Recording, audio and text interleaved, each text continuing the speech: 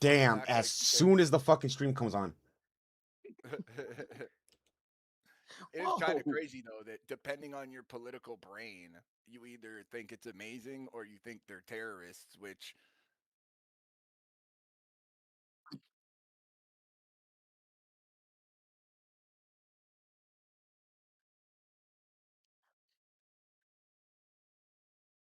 I mean, Obama, that's what I'm saying. The Democrats deported 3 million people and put people in cages, but no one says shit.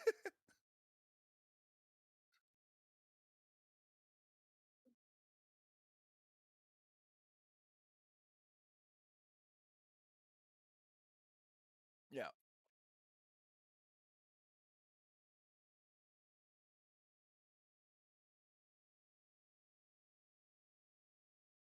Yeah, and Plus, that is unfortunate. plus, That's a plus, a very lot of other unfortunate. people's argument is this: he came out saying that he was going to deport the criminals. Yeah. He was just going to get the criminals off, but now they deporting everybody that ain't got proper documentation. Well, because now the Okay, loophole well, is if here's he the thing though. coming here Being illegally. in the United States without proper documentation is in itself a crime. But That no, cannot- which I'm not saying that that's you. I get it. I get it. I know where you're going. You think they're just going to get rid of the rapists and the violent criminals because that's what they said. Yes, Right, they right. did, and they Right, are. right, But they're right, still shit. going to get rid of the smaller fish. Yeah, that nobody are read the only fine gonna print. go after Right. shit. Why you gonna get rid of the old man? You know what I'm saying? They got a little corner store, you know what I'm saying? He taking care of paying his taxes, taking care of his family and shit. Yeah, in situations like that, it sucks. But at the exact same time, if you want to look at it from the other angle, how long has that old man been in the States without applying for a citizenship? Race stay You know on what in I 3 mean? minutes. Like, if he applied for a citizenship in all that time he's been here, they wouldn't even be looking at him. They're going after the people that have not even tried to become citizens or already have removal orders or are criminals. I mean, that's how I see it anyway. Maybe I'm out of line thinking that way. That's how it looks like to me. And if you've been in the States for 20 years and you haven't got citizenship yet, what the fuck have you been doing for 20 years? You can say, oh yeah, I've been paying my taxes, I've been raising my family. Okay, great, love it. Why didn't you apply for citizenship in that 20 years? Like, that would have saved all the issues. I just don't get it. They even offered people money to go leave the country and come back and get your citizenship the right way. And they even to do it. I don't know. It's hard to convince me that there's like a big issue here. If they break the law, they should go to court, obviously. But them just deporting people, I don't see a humongous issue. I haven't, anyway, not yet. Bro, fuck. I was just on the phone with my mom and I thought she was up. Like, my best friend slash brother has been in this country illegally for 15 years, and it's taken him 9 years. Follow Fight City for. But he did it. But he had to literally go through hell for 9 years just to get his fucking citizenship in this country. But he finally did it. Like, it's hard. It's not easy. Well, it's the same thing with my Nana's dad. So my Nana's Follow dad Fight. was here in 1946, didn't get legalized until 1962. I found the paperwork for when my Nana died. She had the papers still. Yeah, it's a very long and arduous process. That's another problem. Even why back in the people day, it don't was like wanna that. do it. Yeah, that's why people don't want to do it, because they know it's going to take forever. But if you're even in that system, like the whatever old man Don might have been talking about, I don't know. If Follow it's a Fight specific City. example or if he was just saying. No. It is. It was a Chinese. It was a Chinese man. So I just want to know, in that case, then, did he ever apply for citizenship? Because if he did, I don't know the probably- specifics in that case, but I do know that they said he was a taxpaying citizen. All his family members pay their taxes and shit. Is that by chance? Is that the guy that was living with 2 pedophiles, or is that a different one? Because there was an old man that got arrested. Diving too deep. I don't know. I would have to go look the story up and then tell you. No, what I'm talking about. Because there was a report 2 days ago where an old man, he was like an old Asian dude or whatever, he got arrested because they went to the house to arrest multiple sexual predators that were in there, and he didn't show them ID when he went in, so they arrested him and took him to the station.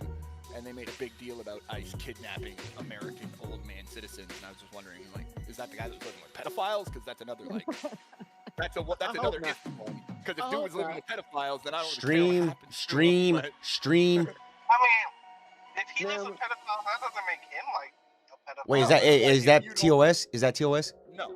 Okay, cool. Well, we should Carry say on. PDF, I guess, technically, but I don't think they're going to give me shit for it. But I'll say PDF for now. Okay, carry on. But yeah, if you don't provide your ID when the ICE agents ask you to, when they're in there arresting 2 PDFs, then they're gonna detain you. That's the whole point Yeah, of of their job. course. I mean, that makes sense. But That makes I wasn't in there, so I don't know the scenario. Again, I'm just playing from the other objective side. If you did something wrong, then 100% they should be in trouble for it. I'm okay with that. Like, So, if ICE crazy does anything question. wrong, they should be arrested or they Crazy should be fired, question. whatever. Would y'all rather be homeless or be in that situation and live with 2 people like that? Homeless. Mm. 100% I'd rather be homeless. I don't give a fuck about Oh.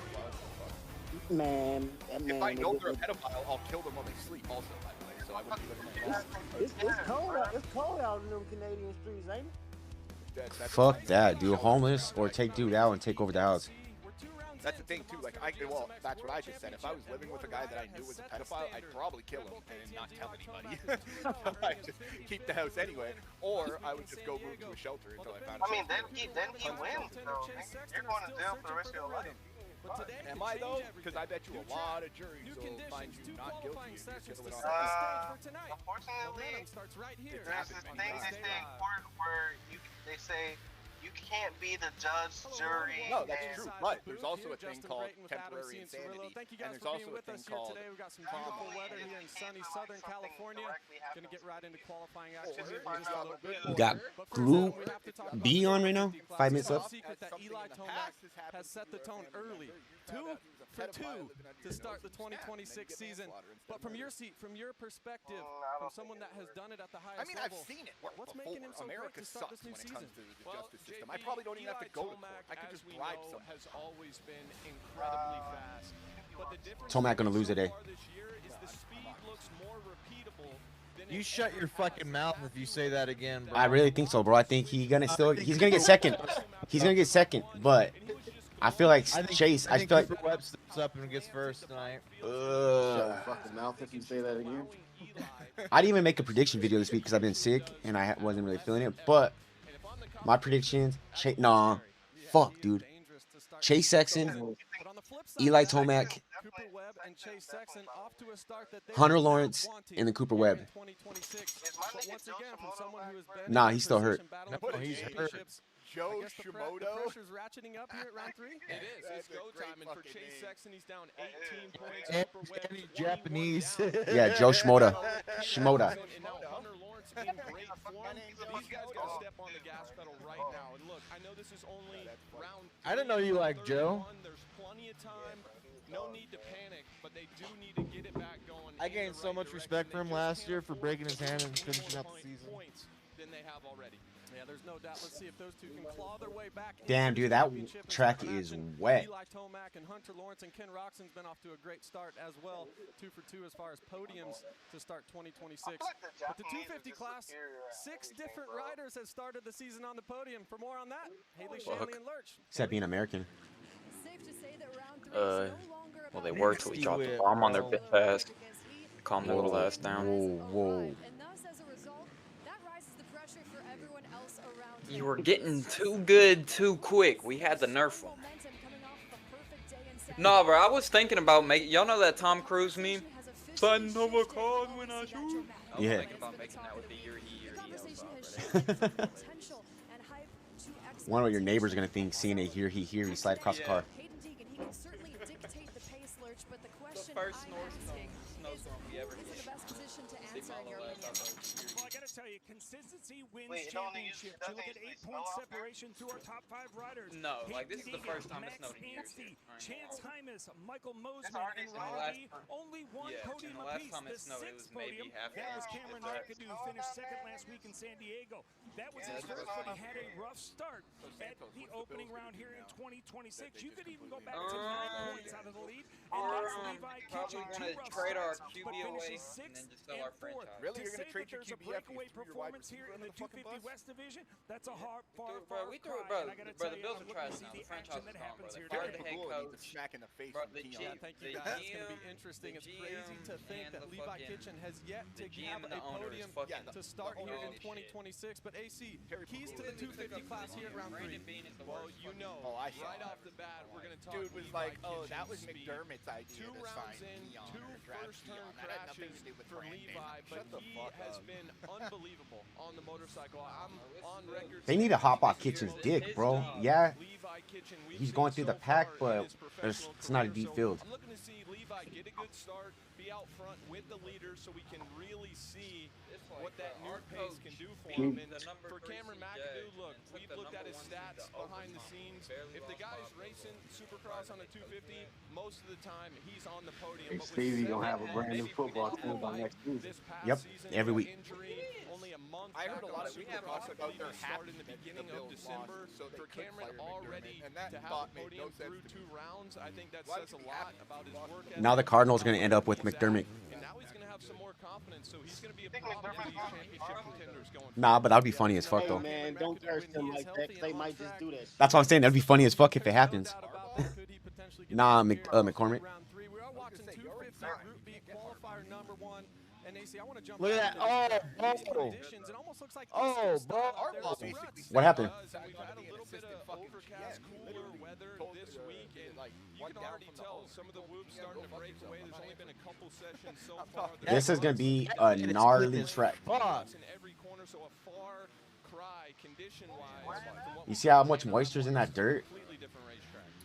See, Max Yeah, dude, this dirt's gonna be fucking crazy. number 1W, and look, it's no secret what happened 1 week ago. They Supposedly these two got into it during practice this week, and Star Yamaha had to sit them down. San Diego, where he left off last year, dominating that race. But their teammates, they're there next to each other. They rode together during the week. Dude, his Fox kit is sick. Fucking over the wreck or what? That's a great question. They were going at it again this week during practice. Between these two guys, you look at them, they're just in such different places. Dude, that Fox gear is sick with that red plate. That's what I'm saying. That fucking Fox gear with that plate is nasty. Dude, this track's gonna, I hate to say it, knock on wood, dude, but this track is gonna be bad for somebody tonight. Of course, Hayden came through and knocked them down, so you'd have to think. Well, it was last year too, wasn't it? You kind of want to send a message that you're not going to take that from Hayden Deegan, from your teammate. But For which class? ultimately, the goal for these guys is to win the championship. Right now it's just the qualifying Group B, so a bunch of nobodies. I mean, there's still somebody because you got to be good enough to even be on to strap up the boots. There's no doubt they're going to meet each But- other on track once again at some point because they've truly been the class of the field. Now can Levi Kitchen get up there?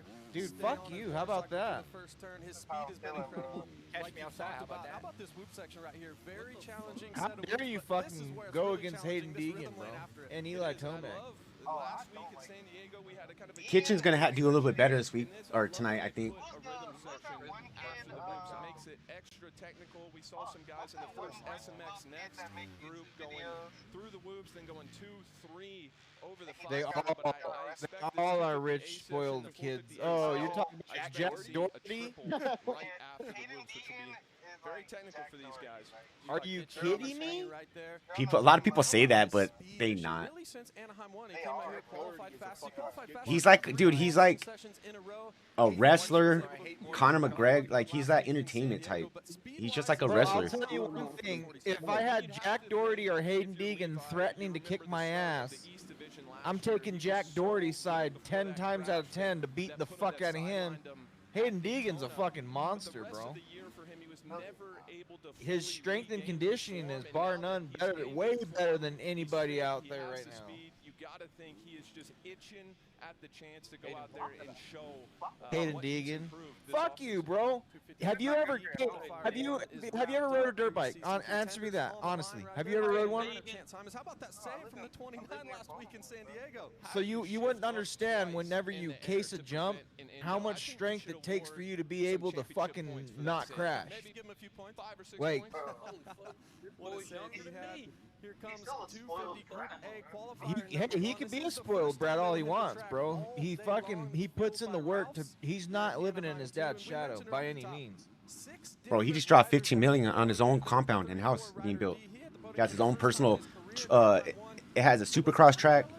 He has outdoor track being built around the property. What else? Big old airbag for BMX. And then he just bought his own fucking truck. You're like a fucking $100,000 fucking badass Dodge. Technically 5 titles, bro, and you just signed a 450 contract. Plus, you got the monster deal, your streaming deals. Like, he makes his own money, bro. But regardless, huge huge stepping stone for him getting the podium in Anaheim, and I do think we'll see him contend for more podiums this year. Yeah, no doubt about that. Number 1 out front right now is 61. There's the 29. Look, this guy, the 23, Michael Mosiman, gets a Michael podium a Mosey. week ago and is kind of quietly going about That's all, his and that's business all over there self. at Star Racing in That's Omaha. all self-made too, bro. Like he's all doing this shit. Fast, highly intelligent rider, and I think it was funny speaking to him before the season started at the media days, and we asked him if this is the most confident he's ever been going into the season, and he was straight up. Yeah, but honest with us. He he's said, paid his "You know, dad I've been back a little bit more tenfold with that confident investment. at times before, but I'm very close to where I mean, he was owns at." properties already too and rents them out. Mosiman, So you gotta think after the podium last week, he did all that. He did all that investing before he invested in himself. on any given Saturday, he So I can mean, come out here and he's take being shown the right way by his dad. He's done it before. Like if he was like a spoiled kid, if he was a spoiled brat, bro, his dad wouldn't have put him through the fucking circuit and racing to make it. Bro, Brian Deegan is not known for being a great racer. Those conditions just make it extra difficult. It does, and you see it already in a lot of the turns in those big ruts. You start to get a lot of acceleration bumps as Mosiman busts out the triple. Haven't seen anybody do that after the whoops yet. But pay attention to the ruts. Yeah, but none of these riders. I mean, you got a couple that came like whatever start like the Lawrences. They started off poor until they started getting deals. But 9 out of 10 of these kids that are lining up on the gate, the professionals, were 10 years old with rich parents that had semis and full-on teams helping them, and all these kids are rich kids, grew up like that. Okay, but how many rich kids can fucking like dominate a sport too?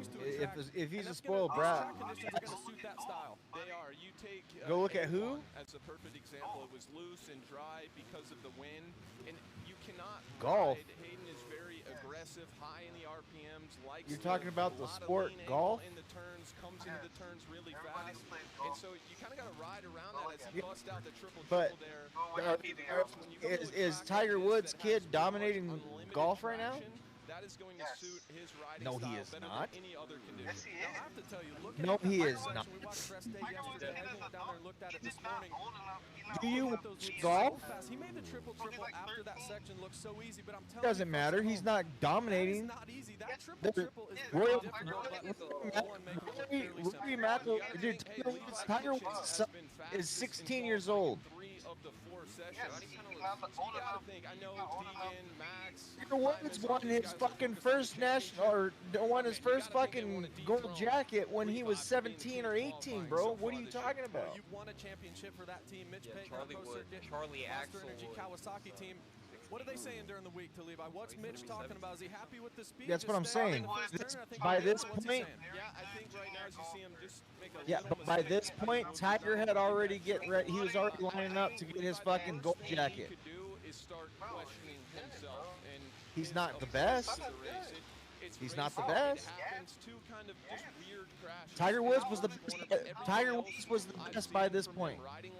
Deegan's 19 and dominates his sport. Like dominates.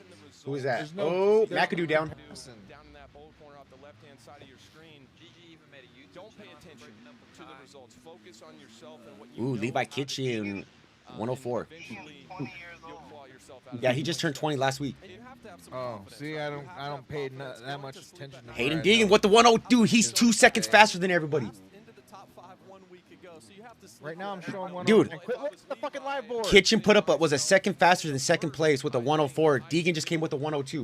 You go down in the first corner, I'm gonna Ruts, homie. And you see these nasty whips he's throwing too while doing that? That would take away a little bit of stress, JP.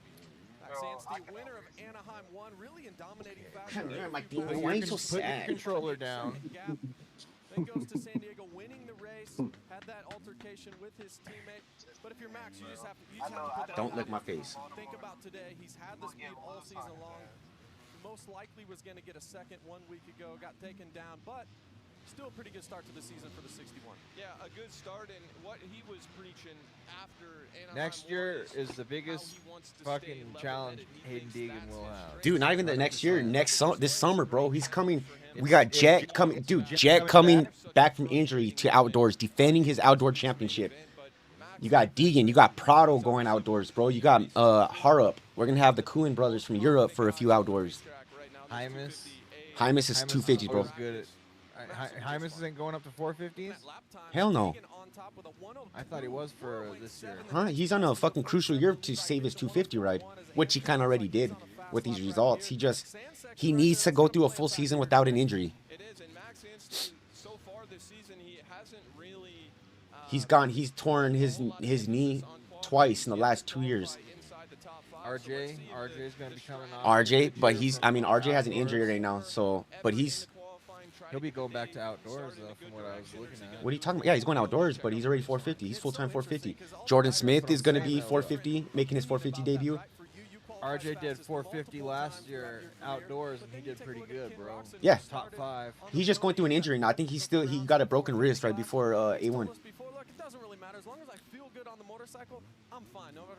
Where's Anstey? 5th, 8th place, but we know how that goes. Is Faulkner back today or what? Yeah, Faulkner's back today.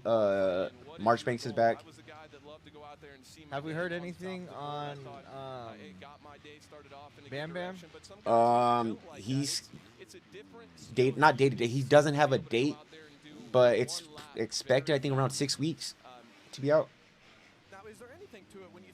Beta lost both their riders, and they're only a supercross team, but because they lost both their riders and there's not a very big market on filling riders, they're switching their whole program to outdoors. You too top heavy, homie.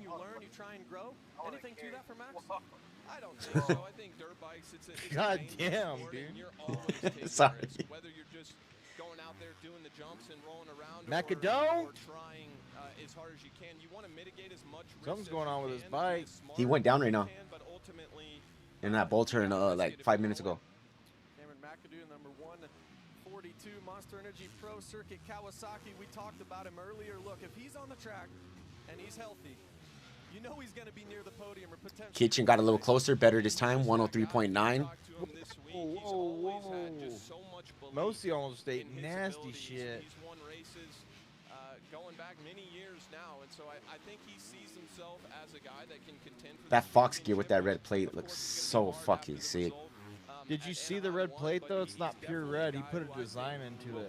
Well, he got that 1W with it, and they went back to the old school style red plate. Okay. And how about on top right now? Deegan over a second. Unbelievable. Everybody on track. And if we made a lot talking about the pass, Hayden getting around Max last week, knocking him down.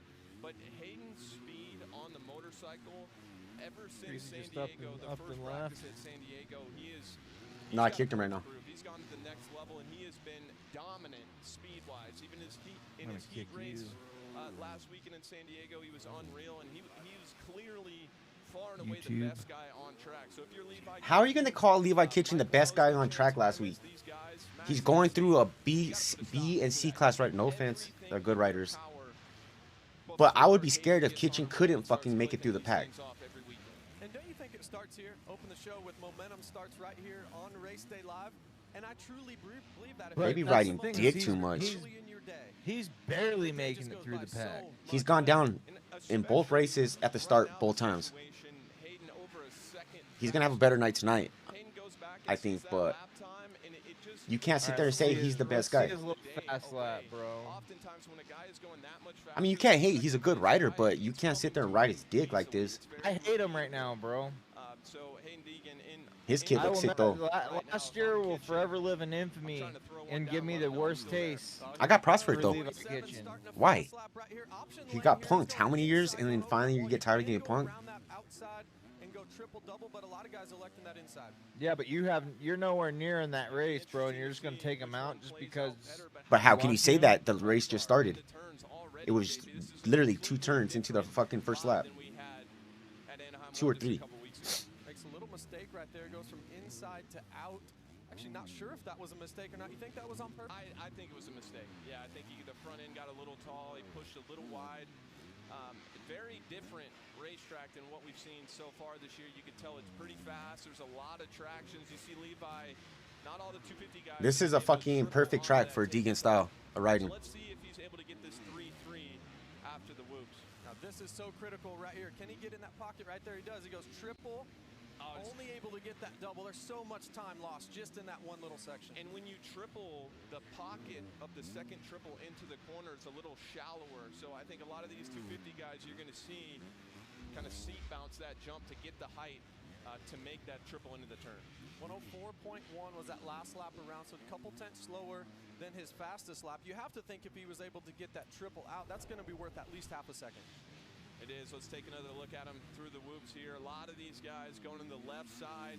Hops in the pocket, is able to get the first triple. But you see how shallow that second pocket is. Yeah, he lost a lot of time in that fucking end of that whoop section. When the pocket is shallow like that, you have to find a rut that is able to throw you high enough to get to make the triple into the turn. So really technical spot there. Let's keep an eye on that one.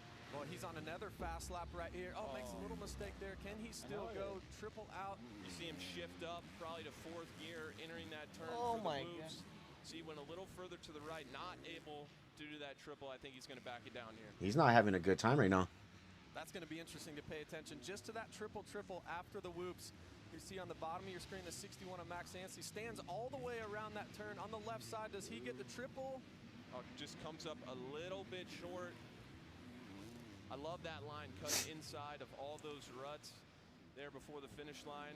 But you see, even in between the double before the finish line there's ruts. Anytime you see these guys lean in one way or another in the air, most of the time they're trying to line the bike up with the rut they're landing in. So this track right now, this is the most technical track we've had so far in 2026. See Max make a little mistake right there. He was going for another fast lap, but it makes a little mistake as we go to Hayden Deegan on the one.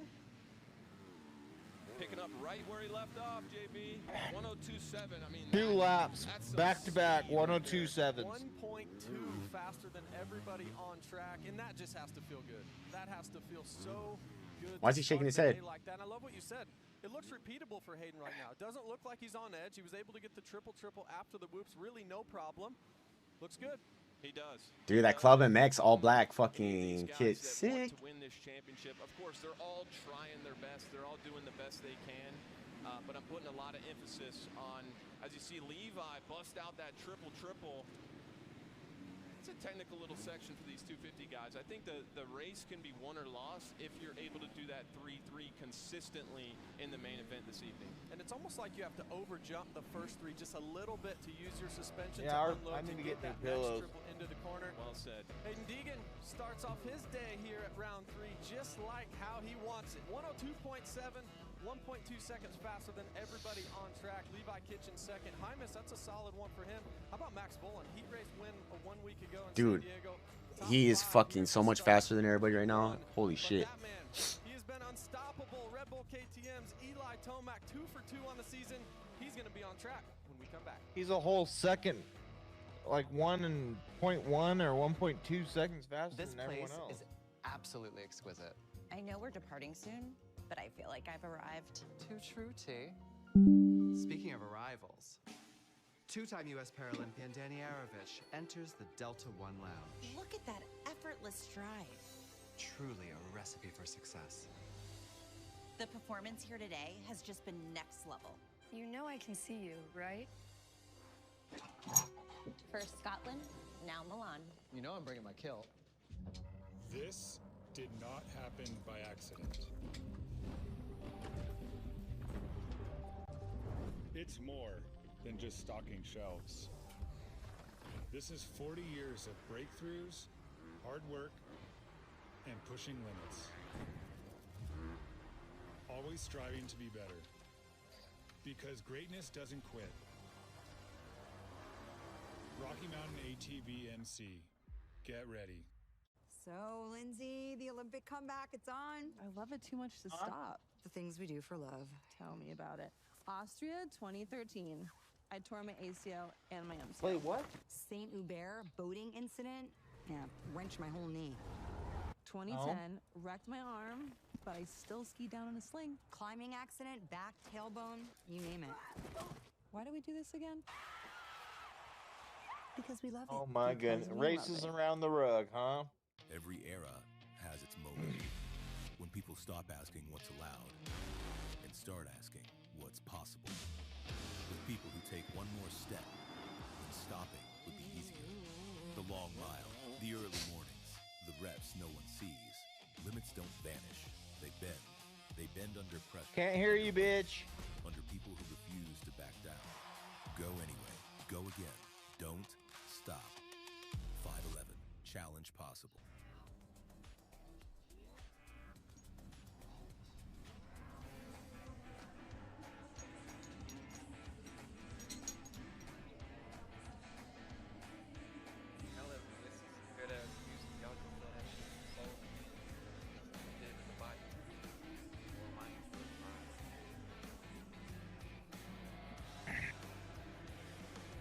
What were you listening to? It was the G Herbo remix. Hot. Bobby Marley. The Lil Herb remix. Oh.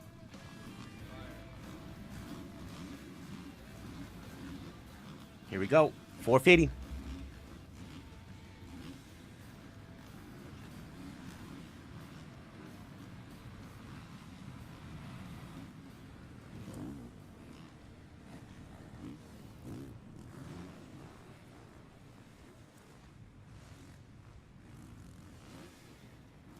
Yeah, Savachi has been in great form. Bro, can you hear anything on your end too, or? Yeah, I can hear it. They're just not talking. Yeah, they are. Hmm? You didn't hear Hayden Deegan's thing? Mm-mm. Yeah, that's what I'm saying. They're having audio issues. They're doing the keys to 450s right now, and no, I can't hear shit.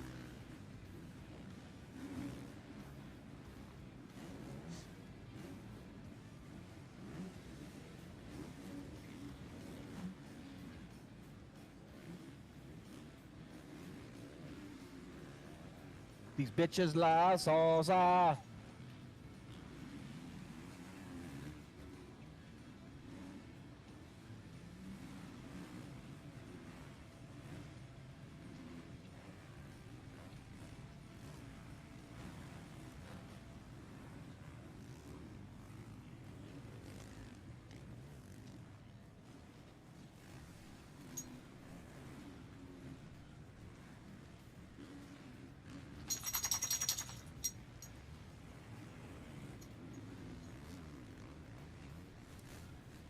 You know what you're touching.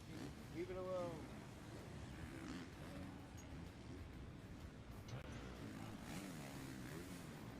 Huh?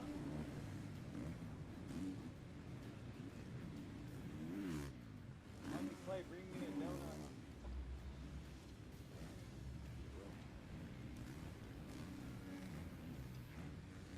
I like this one.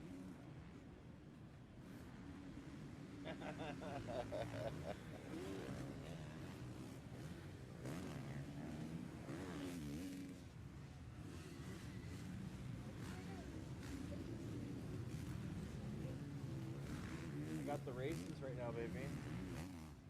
And then tonight we get the fights. And watch the fights with me.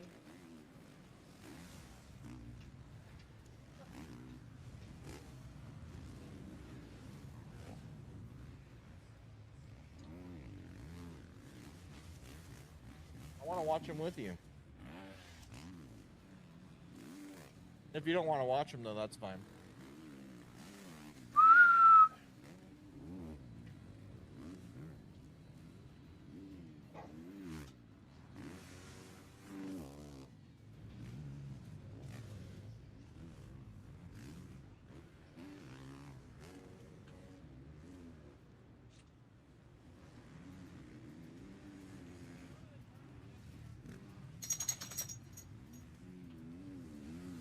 I'm so happy for this, dude.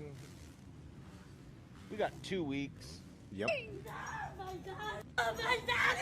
I don't know how to... 14 more days. And we're gonna go and watch these guys. I'm gonna get a picture with you and Chad Reed. Daddy's favorite rider when he was growing up.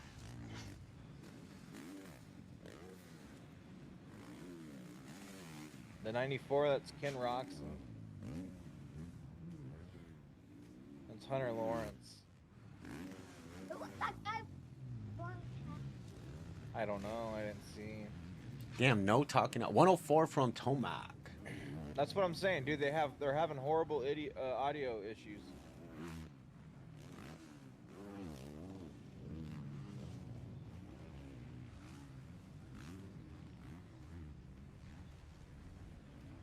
Oh shit, Kenny almost just ate nasty shit.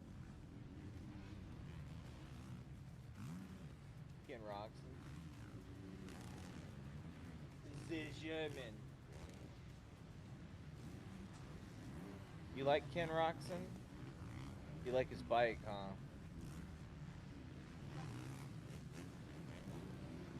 huh? The blue one's in 3rd place right now for qualifying.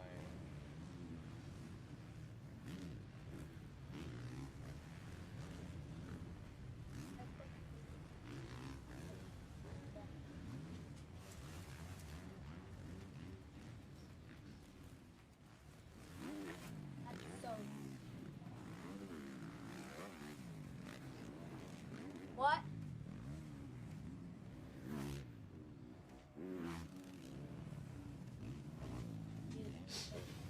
Freaking Kenny and El Hombre almost got into a little wreck there. Mm-hmm.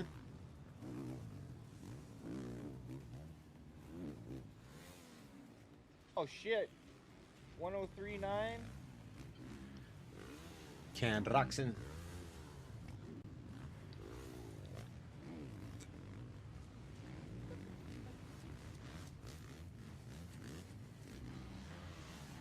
His kit look okay. Riders right there. Webb's I don't kit like looks his alright. kit. I don't like his kit. I was trying to decide if I liked it earlier or not. Who, Webb I or just Kenny's? Don't like it. Webb's. Kenny always has a dope kit. Oh, there we go. We got audio back.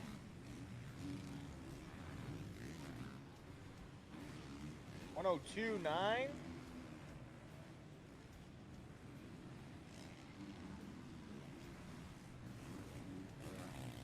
Oh shit. Chase looking good right now. The track breaks down, so good track for Cooper Webb. Eli Tomac on a fast one right here. Let's see what his lap time is. He goes to the top, 102.9. Speed still not an issue for the 3. Chase looking great right now on this lap. Eli, last year, I think once he came back from injury, there was some question marks. 103 almost flat. Consistent race-winning speed, but Eli Tomac is so completely back. It is unbelievable. And it's Triple. It's great that we still Triple. get to watch Eli as A little we short, see but Chase nice. do that 3-3 after the whoops. Chase looks good here on this lap. That long rhythm lane, he was able to do the fastest way around. Let's see what his time is right now. He goes to second, 103.0, only 1/10 off the lead. That's pretty good. It is pretty good, and we know Chase is unbelievable, and he could go out here and be 2 seconds faster than everyone, and we wouldn't be surprised. But ultimately, for Chase, it's those in-race mistakes that he's got to clean up. He's got Justin Cooper 3rd with a 103.3. Cooper Webb just bounced up to 5th. It's a pleasure to watch. Jorge Prado 7th. Okay, Jorge Prado is going to start leveling off. All right, Jay Coop's on a fast lap right now. Holy shit. What happened? He's flying. Results on the SMX app. Justin Cooper is second to Chase and passes made in the main. Oh, that events, O'Neal both on kit's account pretty of sick, less than though. ideal starts in Yeah. their respective races. So we're looking at Sexton and his pace, and we say it's one of the best in class because it is. But through what lens are I we thought he had a judging neck Justin brace on Cooper for a and second. his That's ability just to move so yellow far around forward that in yellow, jersey. yeah. events? Is the speed there?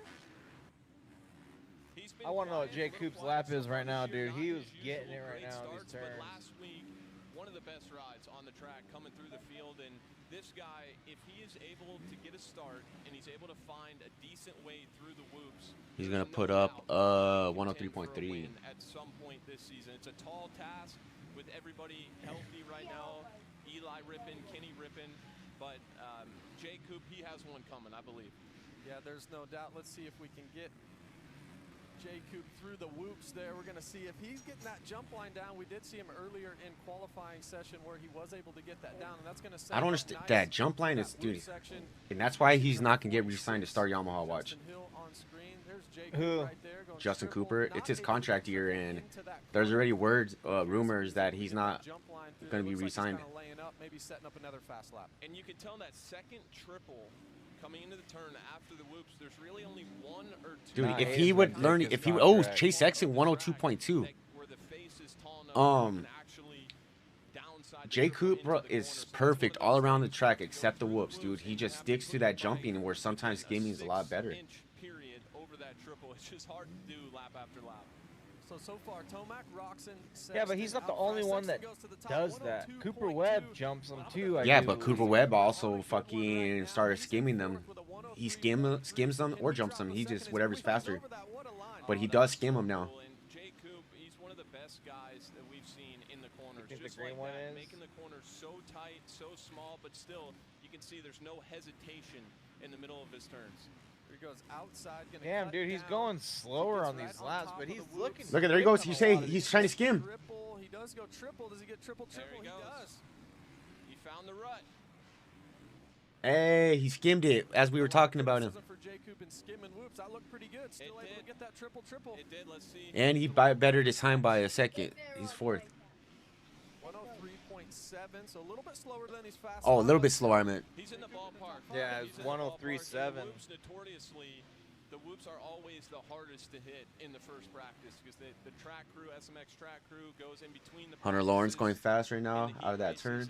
And knocks him down a little bit, smooths him out, so he'll be fine. How about this man? So good. Cooper Webb's on a fast lap right 96 now. of Hunter Lawrence nearly gets the win. He went up the inside of Eli Tomac with 1 to go last week in San Diego. It was going to have to be aggressive. He said it.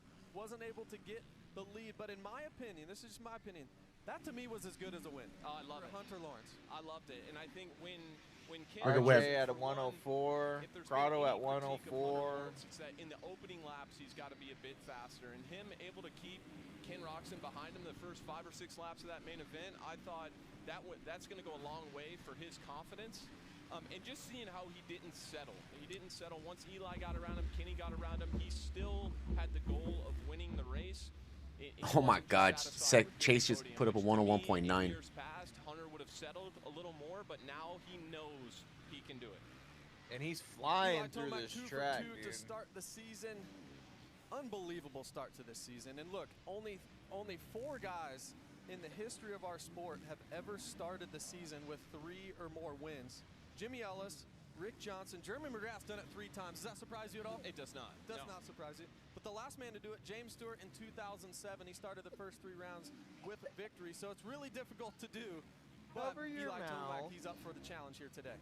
And he's just answered every question we've had. He's looked solid across the board. Let's see, Chase throws another fast one down. A 101.9. You're gonna see a lot of different color, or a lot of the same color because they're on the same faster than everyone on track. He was fastest qualifier 9 times last year in 2025. He was fast qualifier just a couple weeks ago here at Anaheim 1. So a good start to the day for the number 4. And look at how close the top 7 guys are. Unbelievable. The speed of these Top guys, 7, Adam, the look, top you 2 and are I on a different time have been on than track with these guys. But these the fucking level that announcers, they've dude. gotten Oh my to just in the God. past couple years They're is dumb. absolutely maybe 3rd through 7 are Chase close. Sexton proves just that. 101.9 to Tomac's 102.9. This Ken Roczen, he's at it again. 103.0. He's looking good. J Coop and Hunter Lawrence round out your top 5. We'll catch up with the number 4 in that Monster Energy Kawasaki when we come back.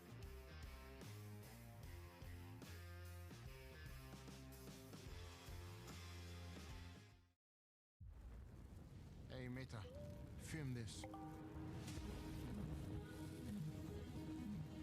Hey, Meta, what's my descent? You've descended 262 feet. Hey, Meta, turn it up. Hey, Meta, what's my elevation? Hey, Meta! How much daylight do I have left? You want to watch cars racing now too?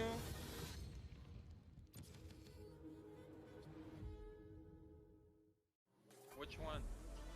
The IMSA WeatherTech Sports Car Championship Yeah, he separates wants to watch itself from Formula. other forms of racing with its multiple classes of cars, racing on track at the same time, and different race Me durations personally, depending bro, on the venue and event. I like It's a watching true like test Le of Mans. machinery, but it's a group test of people. I like watching There are those two kind of types races. cars racing simultaneously: prototypes and GT vehicles. It's fun, it's challenging. I think that's what it makes it so special.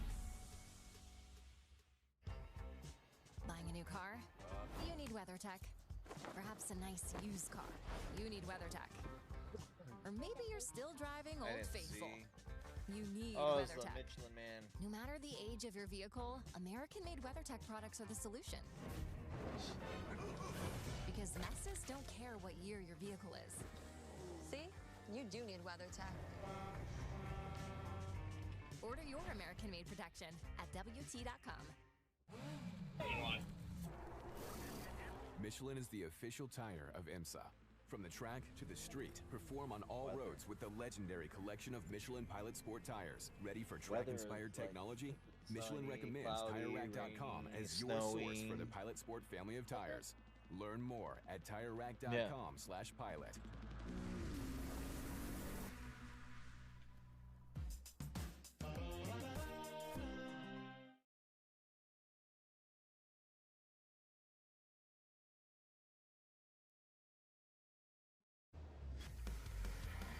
Welcome back to Race Day Live, presented by Rocky Mountain ATV MC Chase Sexton. That's his problem Chase, right just a now is couple he's weeks ago, making we too saw you much right here, but adjustments how does on the this fast bike. time maybe feel It's different always than been his 2 weeks issue. ago? I know a lot has changed since then. You've had more time to continue to work in this motorcycle.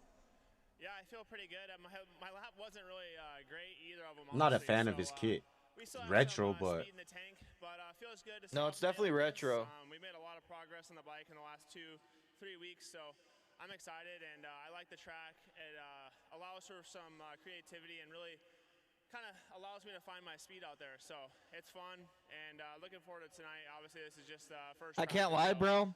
Did you watch that start for the 450B? Have some fun. No. Progress The shows guy in the next to run, front that's looked Chase like, Sexton. or the guy right behind the guy in the front looked like he was like riding bitch on his bike. More speed to give, Adam. I was laughing hearing Chase say that. Oh, You know yeah, I see. How many times training with him during the week, he'd go out there and do the fastest lap time of the day and come back and be like, I wasn't even that good. I made some mistakes. Must be nice, huh? Yeah, it must be. As we start 450 Group B qualifier number 1, there's down. number 36, Garrett Marchbanks out there. Glad he's back with us. Obviously struggled, didn't make the main at Anaheim 1, and then went out with concussion protocol round 2 of San Diego. But good to see the 36 back out here. Yeah, he had a crash in between Anaheim 1 and San Diego on Thursday at the practice track, hit his head, then failed his concussion test with the Alpine Star medical crew, so wasn't able to line up in San Diego. But in terms of condition, I think for Garrett, he's never been a guy that is super comfortable when the track is hard-packed and slick, and that's what we had at Anaheim 1. Yeah, it might be a good day for Marchbanks as well. Hopefully he could fucking qualify. One of the best guys you'll see through a bowl corner when it's ready. Well, I think preseason, we all talked about Garrett joining this Monster Energy Kawasaki team on the 450. Look, a team you rode for quite a while. And you got to watch him ride preseason. We're all thinking, oh, where does he slot in? But your opinion, he looked really, really good at the test track. I think he has the potential to be a top 10 guy. I think he can Nice. be a 5 to 10 guy on a regular basis. It might take him a little bit to get there. Look, these guys, it's hard for me to even describe. He's riding a how hard lot it better than is last time, too. To just make the main event, let alone get top 10. But Garrett is always, he went pro at 16. And you don't do that unless you are very talented and very fast on a bike. So he's got a lot of talent, but making the transition to a factory team in the premier class, there's a lot of pressure that comes with that. Of course, he's learning the bike, learning the team. So I think Garrett has a lot of potential. The best thing he can do for himself right now is to try not to worry about the results as much as you can and just focus on his riding. Fuck the and results, how just that will put qualify, him dude. in a good position as we move forward through the year. Haley, good to see Garrett Marchbanks back on track. But Marchbanks, to me, shouldn't be in the B class, bro. You should be an A class rider. Well, he fucking didn't qualify the first race and didn't race the second one. It's all about points.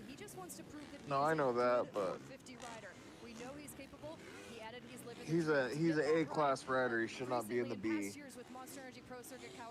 Same thing. What happened to McAdoo last week in the first qualifying? They had him with the Bs, but then Kawasaki fucking complained. Well said, Haley. Thank you. And you could see the pit board. Garrett's mechanic, Derek. Yeah, well, he Meyer, proved it at the Bade. Capital F-U-N, fun. So that's what the team is pushing for Garrett. 106. He's right there with the best of them. He's 3 seconds faster than second place. So Missing the main, getting hurt, but sometimes you just have to get back to basics and remember that riding dirt bikes is fun most of the time. Absolutely is. Even when the track is difficult like Oh, this, thank it is you. still fun. Number 41, Mitchell Harrison out there on screen. He's had a great start to the season, made both main events. And look, for a guy like Mitchell, that's difficult to do. Most of factory riders are out there still healthy, but Mitchell Harrison has a very, very high ceiling. There's no doubt about it. And for a privateer to make the main at Anaheim, one of these early rounds in the season when everyone's healthy and you have a full field of factory riders, that is a massive especially in outdoors. So that's right. This guy could be a fixture in the main events, all 17. Well, Supercross is proud to partner once again with St. Jude Children's Research Hospital this season, helping kids battling cancer and other life-threatening diseases. With your support, families at St. Jude never receive a bill, so they can focus on what matters most. You can join us by becoming a St. Jude Partner in Hope. Just scan the QR code on your screen or text SUPER to 785-833 to learn more and receive an exclusive Love Moto Stop Cancer t-shirt. Together, Supercross and St. Jude are finding cures and saving children.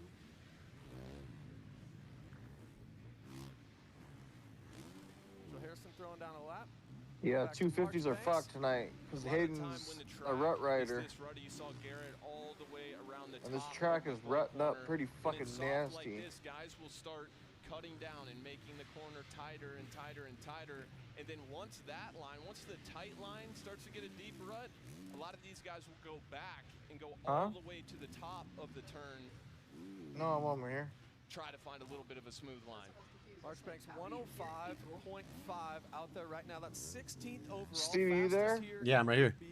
Qualifier number 1 as he goes double over that start straight. How about this next rhythm lane? Is there anything they can do out of this? Double onto there, but then maybe there's no rhythm from there?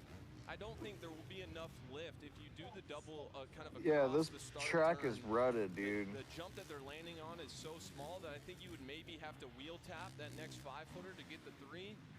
So we'll see. I'm sure guys will experiment with it a little bit in Q2. Hey, where was it? Where were they at last year when it was like so rainy and muddy? I was even shocked that they raced.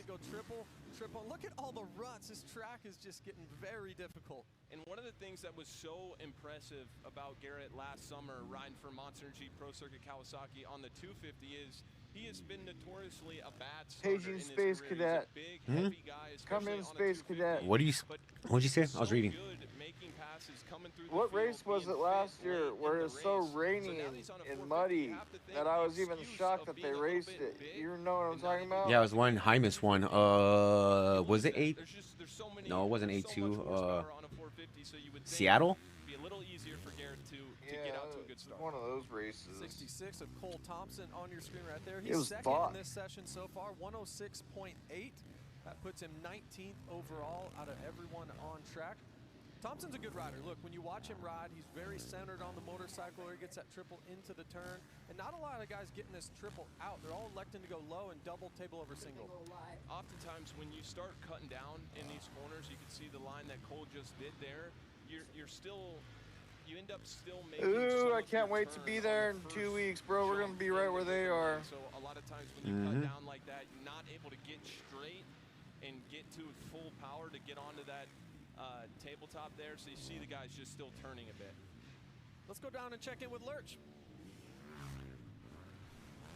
Alongside Jeremy Albrecht, technical manager for the AMA, a lot of talk about sound in 2026. What are they looking for? What's it take to pass?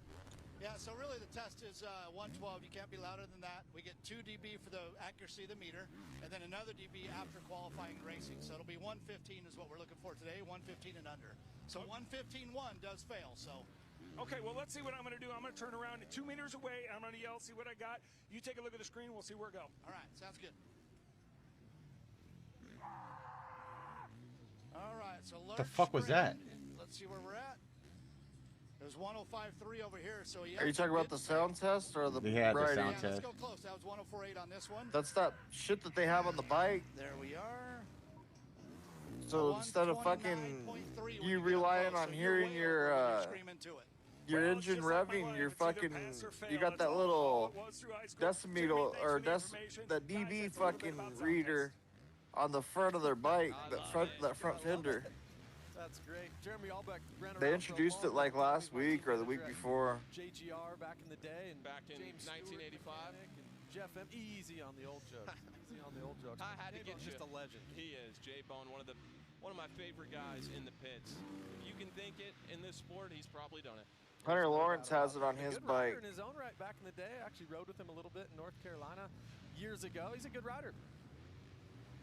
Got 784, Cade Clayson on your screen right here. Cade 14th in this session, 111. He goes table over single, gets that triple. You can just see the bike moving underneath him. That's just getting off balance in those rhythms. I was going to say, it looks exactly like what I felt riding the track preview at San Diego last week. With all those ruts out there, you see the guys just lean in one way or another. So hard from a balance perspective on this track too. You're going out there trying to go as fast as you can. A lot of these ruts will start in the beginning of the turn, and sometimes they go all the way off the face of the jump in the next Yeah, lane. Deegan's So gonna get some nasty arm pump on this fucking track. Adam, this track to me screams He always arm gets pump. it on these ruddy tracks. What are you It talking just about? screams Ruts or arm for pump. You're him? holding on tight. What I mean by that is, look, on Huh? a hard pack track, you That can dude go is one of over the best turns rutted and riders, exit dude. wherever you want here. I already know. I You gotta- told you you he's gotta a find rut the right rider, but angle of the turn he to still hit the gets rut. arm Then you gotta pump. get the right lean angle of your motorcycle in Ah, that he gonna be rut, good. Then you got to hit the throttle just the right time. Arm pump city out there for me. It is, and the thing that I found. Now the guys that are gonna have little issues and be like trying to rush and everything, yeah. So responsive because there's so much traction. If you move your front wheel a little to the left, you're gonna hook up and go left, and the same thing if you go right. So it's just a lot to deal with, especially I found these conditions harder to ride on a 450 compared to a 250 because it's so responsive and these 450s have so much power. Haley, you have more on the 66. Cole Thompson? Yeah, the Canadian runner Cole Thompson. Yes, he's raced a bunch of Monster Energy AMA Supercross, but he wasn't supposed to be here this weekend. But due to the expected snow and ice storms across the country, that derailed his travel plans. He was actually supposed to be racing What a Rallycross, baller, but Dad. it just worked out that this was a safer bet for him to get here. This didn't affect. He didn't have a risk of travel plans being canceled, so he actually didn't even have a bike ready. He grabbed Robbie Wageman's When bike. he's Blaze or the Impala. I'll be right back. Gotta love it. What a baller. You gotta do to get This here. fucking track is Some of these nasty. privateers, you talk about passion, and all the guys, these factory guys, of course, work so hard. But to work hard, do everything you need to do to come out here and compete, and also be piecing together your own program. I think you've been there a little bit early in your career, JB, but I got a lot of respect for those guys because it is not easy. You want to talk about not easy? Look at this track right now. That is not easy. And what's interesting, Adam, you mentioned That the guys looks going fun. lower and lower in the turns. But what a lot of people don't realize, the lower you go, it sets you up at a totally different rhythm for the next section, or even a totally different angle into the next section and out of it into the next corner. So there's so many things when we talk about connecting the dots and getting the angles right. When it gets ruddy like this, sometimes you don't have a choice. Yeah, and oftentimes, especially in qualifying when it's this ruddy, most of the time there's only one really fast line that the guys have to go to again and again and again to try to get a good lap time. So it makes it difficult moving through traffic because everybody is after that one fast line. 519, Cartwright on your screen right now. 108.2 for him. Garrett Marchbank's fastest so far in this Group B qualifier number 1, 104.3. That puts him 11th. Solid, That's really good. Really good when you think about the tracks. Most likely a little bit slower right now, would you say? Definitely. Than in the A group? Yeah, it's definitely getting just deeper ruts. You start to see Huh? the fans make a little mistake in the whoops. Those are starting to get edgy in the track. Until they Oh, have some equipment 3? out there and smooth out some sections, the track is going to continue to get slower. Yeah, please. As Marchbank goes a little bit faster, 104.0. That puts him up to 8. He has to be excited about that. Marchbank's my freaking qualify, dude. Came onto Monster G Pro Circuit Kawasaki at 16. He was my teammate. He was my He's looking good. 50, He's 8th overall right now. Go to a track, if it was raining in the early part of the season in California, I've seen him ride a soft supercross track faster than almost anybody I've ever seen on a 250. So in terms of conditions, I think this is exactly the main event, Moran, to start getting his year in the right direction. Well, you think about how Garrett started at Anaheim 1. He was 17th fastest in qualifying. Now he's already. Where's Carnell at? I didn't see him. He's hurt. He broke his collarbone last week. Compared to the A group out oh, fuck. So Garrett Marchbank's on fire here today on that Monster Energy Kawasaki. Mitchell Harrison second, Freddie Noren third, Morans and Cole Thompson round out your top 5. Don't go anywhere. We're just getting rolling right here on Race Day Live. Benny Bloss going to join us next. Stay tuned. Dane Briggs is hurt too. Broke his wrist.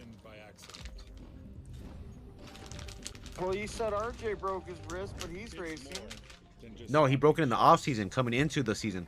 This is oh, I was confused. Hard work and pushing limits. Always striving to be better. No, Demi. Because greatness doesn't quit. Well, I got the jalapeno. Get ready. I forgot to get olives on it though. Still fly. And heroes assemble. As long as the night shines bright with joy and hugs from our hearts. No. As long as we have each other. Why? What am I looking at? Damn, Austin Faulkner got 9th in qualifying 1. 9th, yeah. For the 70th celebration at the happiest place on Earth. To tell you the truth, what? We could take a lead the extravagance. Yeah, your tablet's gonna break. The attention, the celebrity. Yes, it is. The bragging rights, the bravado. Riker, go get it now. What we really wanted is for every Ford driver to feel this.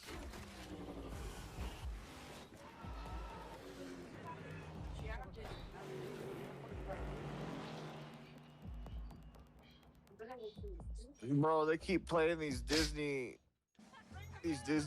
commercials. It's making me want to go sooner.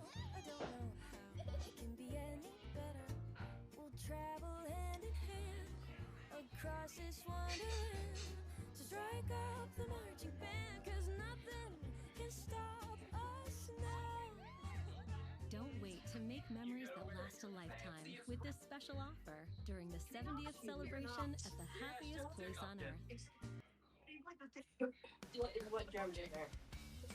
Race Day Live is brought to you by UFO Plast.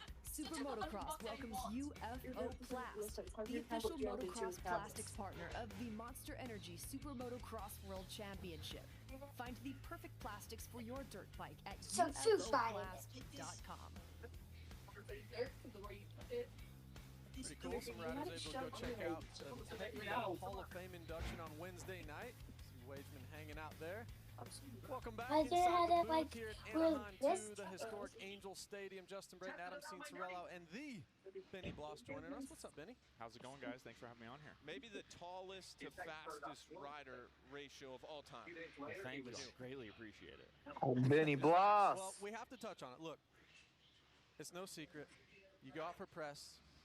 There's one lap where you roll around. You had to bring it up. Your phone for 24 hours. Then the next lap, huh? For it. Walk us through it. Super later. 3 months of effort, time, grind. I mean, you guys know it as well as I do. Of just everything put into it. Press. It was the first section that they let you jump jumps. Just came out of the corner, double, triple, and as soon as I took off the triple, I knew I was like, oh, I'm a little deep, and just. I don't know, I went over the front, and honestly, I would have been fine, but my bike kind of pushed me forward, and I put both hands into the jump and broke my wrist. So it's... broke his wrist. I was fairly embarrassed at the time.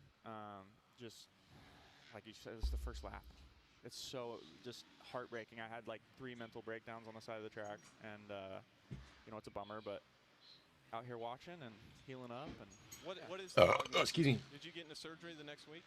Yeah, so I got surgery I flew to Vail that next morning, got surgery the day of the race here, and then they said 5 to 6 weeks till I could ride, but kind of a cool scenario. Bit of a bummer, my teammate crashed last weekend, gets hurt as well, and breaks his arm, and so he's out for a few months as well. And so the team was like, you know what, we're going to wait until you guys are healthy, and we're going to go racing outdoors. So I'm not going to come back for Supercross. What happened? I'm an outdoor guy myself. So, are you really? I've always considered you more of a Supercross Oh guy. shit, the That's snow. crazy. Oh damn. I don't know why. That's crazy. I mean, I've done a lot of Supercross only years, I guess. Yeah. But I live for the outdoors. So Benny's got some speed outdoors. Oh yeah, He's got some I've been speed out there with him. I'm thrilled. So Yeah, that is cool. So talk about that. I mean, what was the decision? Did you talk to Carlin Gardner, your team manager over there, and say, hey, look, let's go race outdoors? Was it his idea? Kind of how did that all come together? I think it's really, really cool of them. yeah, so he came to me and he was like, I talked to him earlier this week, and he was like, what do you think about, we just do all of outdoors instead, get healthy, come in prepared, get a lot of time on the bike. And so obviously I was all for it. I think it's really cool because we're pretty much Supercross only. We don't do outdoors. I think it's pretty crazy and cool that the team is cool enough to be like, you know what, let's just switch the plan. It's different, and softens the blow a bit. Yeah, it's one of the things that I love about Beta. It's it's just, I don't know, I'm just stoked, really.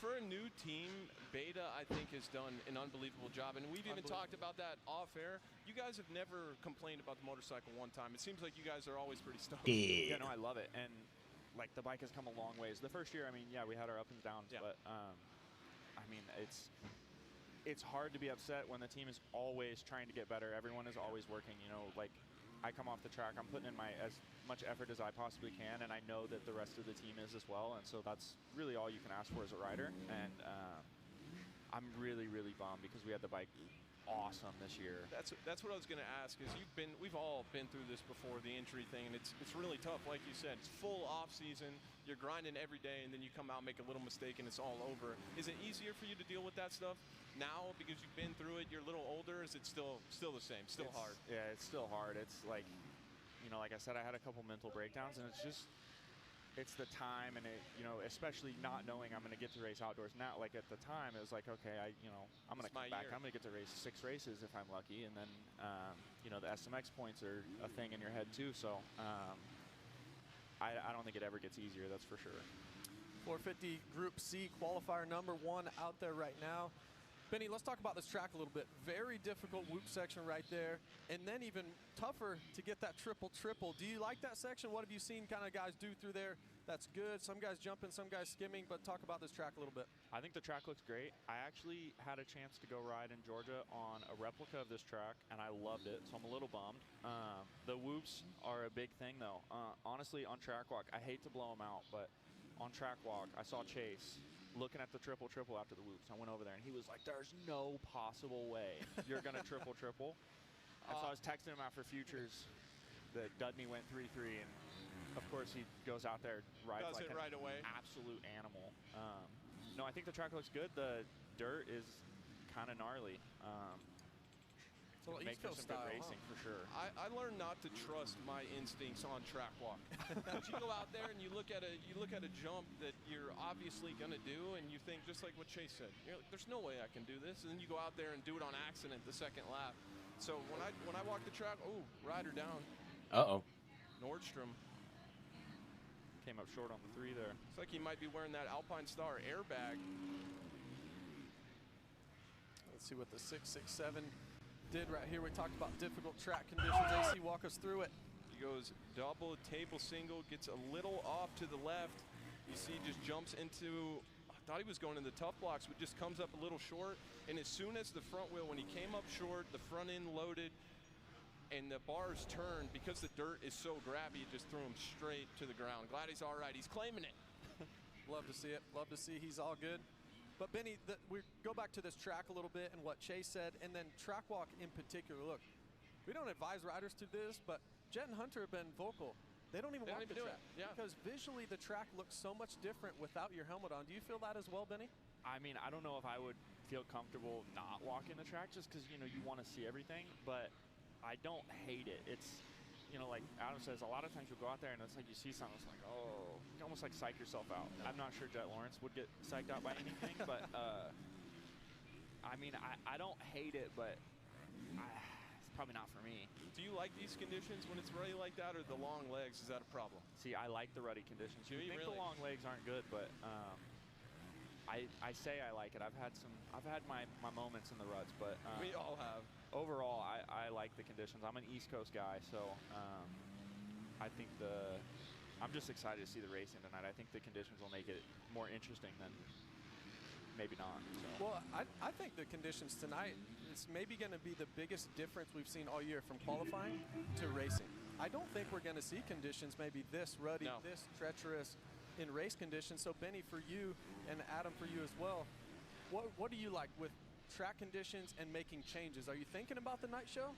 Are you thinking about just qualifying, or what's your kind of mindset for that? It's the mindset, I have to think for what the night show is going to be, but obviously you got to put in the laps in qualifying and have your bike set up for that. So it's an interesting situation. I don't know about Adam. I'm not a guy that likes to change the bike a lot during the day. I'd like to keep it the same. So same. Yeah, I think this track, anytime it's not raining in the area, and they put a lot of water on it to begin with. Even yesterday, there's a lot of water on it for press. After qualifying, when they go out there with the equipment, they pack it back down, and it seems most of the time it never gets as ruddy, as soft once they pack it down again. So if I'm these guys, in my head, I'm probably riding the track at its most difficult right now. Yeah. 667 Anton Nordstrom on top, 109.4 in this session so far. Woodcock on the 166, he's second. Greco third, and that number 976. Nordstrom with that 109, that puts him 33rd overall. Now the goal is to be top 40, go into the night show, get a little paycheck, and then have an opportunity in that main event. Any time frame back on the bike? Do we know for sure yet? Well, I was looking at about 4 weeks from now originally, but I actually have like a cyst in my ankle, and so I'm going to get a checkup on my wrist in Colorado next week, and I'm going to get my ankle fixed as well. So I'm looking at a little bit longer, more like 10 to 12 weeks now, probably 10 weeks. So well, at least you have a little time. At least you're not anytime you're rushing back to make some races at the end of Supercross, it's just a little stressful. Yeah, it makes me a little bit more relaxed knowing that like my wrist, I'm not going to have to try to come back earlier than what I would like, because you know, like if I was just coming back from the wrist, I'm probably right there sooner than I should, and that's what we do. It makes it a little more difficult. So I'm excited to get to spend some time at home. I get to spend some time with family, and you know, I believe everything happens for a reason, and I get to focus on some things that matter a little bit, and yeah, I'm excited for that. One thing that's been cool through the offseason for Beta, they signed Zach Osborne as kind of a brand ambassador. Zach, you know, a multi-time divisional Supercross champ. He's a 450 motocross champ, a friend of all of ours, and very talented. But the first thing I thought of, and we may not be able to say this since we're live, but the first thing I thought of when Beta announced motocross, I'm like, Benny, Oldenburg, and Osborne outdoors. What do we think? I'm not saying it's not going to happen, but I don't know if it would happen. Come on, Zacho. Come on. Start training. Let's go. He's not slow. I mean, the guy. Of course he's not. Won a championship. He's decent. Yeah, I had some good battles with Zacho. He's a good dude. What do you think? Suit up? Get him back out? Yeah, why not? Sure. If Zach comes back, hey, maybe I'll join you for a couple. Oh, you heard it right here. We're going to hold you to that then. Yeah, huh? I've been throwing around the idea of racing a couple races to keep the 9. I just need 25 points. So all you need is one never moto. Know. If Justin, one moto. If you're go out there and win it? Yeah, I know that. That would be awesome. Yeah, you ready to mechanic for me? Oh, I'm down. Okay, cool. Absolutely. Let's do it. Who's closer to a return, JB or? Oh, JB for sure. This guy rides 3 times a week. Supercross, maybe me. Motocross, AC, no doubt. But Benny, talk about your motocross. We were teammates, you know, years ago.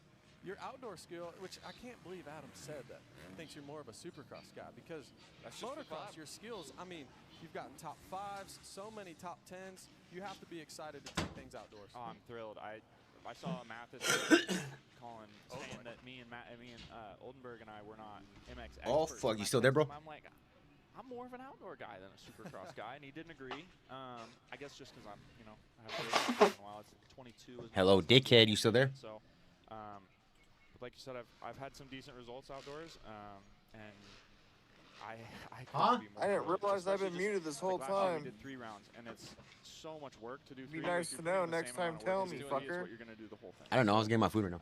If you're gonna put in the work, I'd really prefer just to do all of them, and so. Man, I'm just excited. Some of those tracks are so good and so fun. Like I really don't want to. We were teammates. My rookie year, What? I had the pleasure of having Shorty and Paige Braden wants to know if I can make my chili. And Let's go. it was just. I want to go get all one of that the most shit. Fun racing years that I've had. Like that summer was awesome, and then I actually drove JB home from Washougal because he face planted into the finish line there. That wasn't good. But yeah, I'm thrilled for the outdoors. I'm stoked that Beta's giving us this opportunity, and yeah, I couldn't be happier. Awesome. Excited for you, man. Get healed up. Thanks Excited for to having see me. you here this summer. The Pro Motocross Championship, Benny Bloss, everyone. Stay tuned. A lot more qualifying action when we come back on Race Day Live. Please just come in and then you talk to me.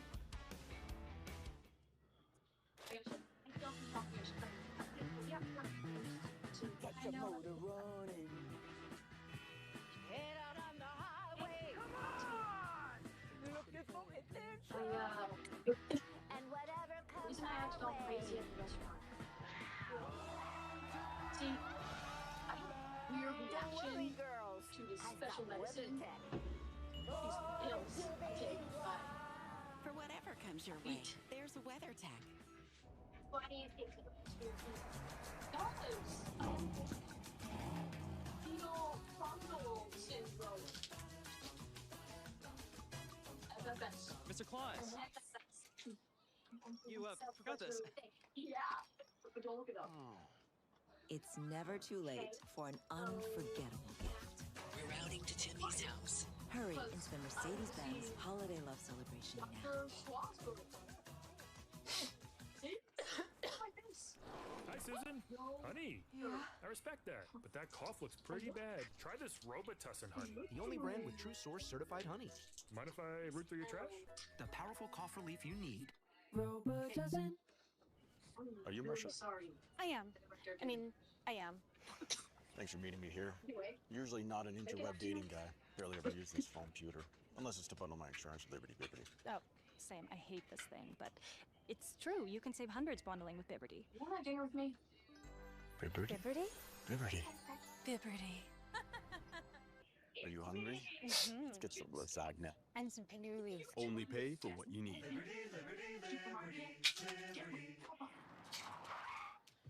Imagine if I wasn't wearing a seatbelt. Prevention is critical. That's why I recommend Colgate Total. It's 15 times more effective at fighting the root cause of oral health problems. Prevent problems before they start. I think he's gonna be Race Day small. Live is brought Yeah. to you by Alpine Stars, delivering the very first purpose-built motocross boot in 1963 to the now iconic Tech 10 boot. The Alpine Stars name is I built like the on working part with the that fastest he was a riders in man. motocross to push function, innovation, and protection. 6 decades of wins, championships, and above all, safer riders at all levels. Alpine Stars and the world's top racers. One goal, one vision. Hey, chocolate. Welcome back to Race Day Live. We're brought to you by Rocky Mountain ATV MC. Joining Adam and I up here in the booth, Dr. Joe McGinley. Thanks, Joe, for joining us. Thanks, great to be on the show. Yeah, you're always welcome up here in the RDL booth. We have a good time up here. I watch every week. It looks like you guys have some really good guests in here. I love that. Well, you're now the official partner and orthopedic clinic of SMX Next, which are on track now. So talk about that kind of collaboration and what's it about. Yeah, it's fun. We want to get back to the sport. We want to help the riders. We want to help the up-and-coming riders. I spoke yesterday at the SMX Next Symposium. Just a wonderful group. I mean, those guys are the future champions. And we're talking about injuries, injury prevention, and how to remain healthy. Everyone knows how to adjust their bike and tune their bike, but sometimes you ignore your body, and that's the most important thing out there to get to that finish line. Out of back. Keep some of your athletes from getting on the bike too soon. We just had Benny Bloss up here, and we were talking about most of the time, us riders, we want to get back on the bike as soon as possible. AC, you know the answer to that one. Yeah. I mean, it's challenging.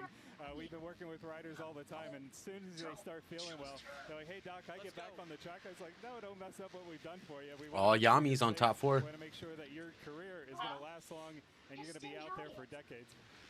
Well, Joe, you're up here with a couple. What was that, bro? So Yamaha's top 4. we need to come see you soon. There's some issues going on. AC's got some shoulder issues. I got some neck issues. So, yeah. I don't even know where to start. I would need like a full body scan, head to toe. Well, we do that, so we can help you guys. Perfect. We'll help these guys. Whoever needs it, we can help out. Speaking of helping, there's number 9, Ryder Malinowski. Talk about the collaboration with Club MX and what you've done with that team. You know, Oh! came up out of the blue. Mike B Do we reached see out, Next and as you tonight? guys know, he's, Dude, qualifying, he's already trying to take it. Yeah, we do. He's like, hey, Doc, why don't you come Look at out these and check out two what we're trying to doing? take each other out already. We went out, we visited Club. It was an amazing. Oh! It was my first time out there. And, you know, it's a large facility. Oh! Hundreds of riders. They have the pro team, obviously. And they talked to us about collaborating on developing a premier medical program for motocross. So they're building a new building out there. They're putting in a new health center. And we're going to be leading their program. So I'm their chief medical officer. We're already working with the riders. Oh, we're gonna have fireworks. Right at the start. Yeah, that's Started right. working with him. And how about that? Some Yamaha. They're fucking Yamaha racing crime on there. qualifying. Cade Manier got into the 9 of Malinowski. It didn't look like it was on purpose, but Ryder came back and sent a message right away that that's not going to happen. He took Manier down. Wow, this is the SMX Next qualifier out here now. Dudney on top with a 106.2. And Joe, you're a big supporter of the privateers as well, and have been for a while. Yeah, we started with the privateer support program. Oh, dude, there's these fools that can go at it tonight. Motocross, believe it or not, 3 years ago now. We started speaking at the combines, and then there was an opportunity to work with privateers and giving back to the grassroots, giving back to the riders that are coming up and working in the pits. We jumped at that opportunity, and it's been fun. Watching time qualifying now all the time, cheering our guys on, getting into the main. It's just been an incredible experience. Have you been a lifelong fan of the sport? How did you come to be in the position you are now? Yeah, I raced back in the day as a kid, and I've watched it since, you know, as a little kid, really. So I still ride. My son and I still ride at our local track. I got back out there and tried racing. It's full playing Arc Raiders. Man, was I sore. But, you know, I got out there, and I love it. Who I love is the sport you? my whole life. Well, I think that's huge because I am not. I just got that notification. for you to know the sport so well, to know these athletes, I think that's a huge plus for guys to go visit your clinic. Yeah, I mean, this is a very specific sport, and the injuries and the stresses on the body are a lot different than other sports and just, you know, regular weekend athletes. Again, with Hunter Yoder, when he got injured, he was injured on Tuesday before Anaheim won. He was flying out to California, so we didn't even get a chance to diagnose him till like Wednesday, Thursday, and got him back out there and got him racing without missing a race. So I'm fucking the sport is farming right different now, than bro. other I'm not sports, even and you playing need real someone that really knows those games. I'm injuries just specifically, collecting 'cause as you don't much wanna material as I taking care of can. a specific problem for elite athletes. Oh, absolutely well said there. It's so Loki, get away. important to have somebody of your caliber Which I that think you I got it trust that finally, knows so I'm the just sport. checking. Imagine it's pretty rewarding Oh, for yeah, you the goat to is be back. in this role and to be helping I've been these here. guys. I've been here, dude. What are you Again, talking these kids are about? out there grinding, Yo, this is banging kinda bars weird. all week, Have y'all and ever, we're trying to help them smelled to earwax maintain their health, before? to make sure that they get through that season Fuck are you and really smelling have a earwax successful for? career. So, you know, that's Why does part of this it. smell And then, so you know, we have some good, of the retired riders coming out now as well. We've Bernard, had some of the Hall of Famers you need to out go at to our a clinic, doctor, and, bro. and that's For real. really amazing to see that and see that come full mad circle. 'cause I'll have to get everything on the books. that comes Yeah, from because I me need this is full body beaten. scan. I've been searching far and wide for it, so I'm your next guy. We'll help you out. I'm If not we even get gonna an NC entertain jersey that hanging on our wall, that that'd be fucking awesome. statement. If folks out there do want to come You're visit you, whack. how can they find you? Where do they follow you? And how can they make some appointments to come see you? Yeah, absolutely. McKinleyClinic.com is our website. doing, You can fucker? follow us on What Instagram. are We you post doing, quite huh? a bit What of are you content doing? while we're at the races during the week. We Shut also the started a fuck up, podcast he following the says. riders that come out and telling their stories. We had Adler Cottle out this past week. He was one of the up-and-coming riders, got injured, was working with Road to Recovery, an amazing organization. So we have a podcast for that as well. And then Club MX, obviously our partnership there, will be sharing content. Awesome. Dr. Joe McGinley, thank you so much for joining us, and we appreciate all you do for the sport and continue to do. So thank you so much. Thanks, guys. Always Oh shit! SMX Next qualifier out there right I now. forgot This is number Wacky 99. outside. That's Caden Manier. I saw Caden, he got taken Forgot about down who? by Ryder Malinowski, and then we saw YK just, I think he Osiris. made a little mistake in this rhythm section the He last fought lap. Scam But if like you remember at St. Louis. Oh, yeah. in the I watched that one, too. This kid was so fast, raced a couple He got of fucked up. pro outdoor nationals last year. He makes a big mistake trying to Scam go likely 2-3. he really Looks like could he just throw got them. crossed He right could. I there. didn't think he was that This big, is too. a really tough track for these SMX Next kids to go out there and ride. Anytime there's Yeah, already Manier almost cars lost that. laying Good save out by on the him. track, it's already You pretty see tough. that shit? Yeah. Dude, Completely different track fucking, from what they rode he was earlier, so popping it's a tough for these wheelie. guys. It's been a tough go so far for Munir. One of the favorites coming in. We actually sat down with him yesterday. It's wild, some of these kids' stories. There you see the number 82 of Caden Dudney. But Munir from Australia, from Western Australia, moved to the east coast of Australia when he was like 13 years old, then moved over here to America. So a lot of moving going on and just so challenging. Look, track conditions are challenging enough, but how about just away from the track, away from riding, just overall life, leaving home as a teenager is tough, AC. It is, and a lot of these kids moved across the country without their parents, living by themselves for the first time, and just getting a chance to talk to these kids yesterday. Thought it was interesting. The Star Yamaha crew, Landon Gordon, Caden Dudney, Caden Munir, they said that there's some rumblings that there's a 4th spot open on the East Division for Monster Energy Star Racing Yamaha. So expect these 3 teammates to be going at it. They want their spot in the pros. Yes, no doubt about it. Dudney right here trying to skim these whoops, and track conditions really tough right now. He missed one with his front wheel, popped himself up. One of the most difficult parts as an amateur to try to learn as a pro is that whoop section. It is, and to get around this track at qualifying Fucking these kids are just wrecking like crazy. Track is right now very difficult to do a complete lap without making a big mistake. So I almost think it's a better play for these guys to back it down a little bit on the intensity, be a little smarter, not as hard on the brakes. A lot of these guys, they look just fine. Oh! Gordon goes down on the number 180. 106.6 is his fastest so far, but just loses and gets off the back of the bike right there. And so, yeah, we got a replay coming up here, but I believe he just gets his foot caught on the ground. He leans the bike over, has a ton of speed coming in to this deep rut, and we can't exactly see, but if I had to guess, the dirt as he leaned it over grabbed his right foot, kind of took it up. He almost did a knack off the side of the bike just as he was getting on the gas. So no visor for Dudney, but he's still P1, so not all is lost. Little aerodynamics right there for Gordon on the number 180, Dudney on the number 82. But how about the pressure right now? I mean, you think about the whole industry is here. You're underneath a semi as Gordon and guys like Dudney are, Cade Johnson in the 3rd spot, but you want to prove to them. Doesn't matter what you do on a Tuesday. You want to prove to them on Saturday you can bring the speed, you can bring the aggression. That's a lot of pressure for these youngsters. And part of what you have to learn when you make this step is how to execute when it matters the most. And these guys, especially the Star Racing Yamaha crew, think about what their week looks like. They're out on the track with multi-time champions like Cooper Webb. They have a solid crew over there. They're always doing motos and stuff together, so maybe a little easier for their program to come out here and execute on Saturday. But for all these kids, a great opportunity to show the industry who they are. We did see the number 27, Vincent Way, someone you know well. His dad was your trainer for a while, Nick Way.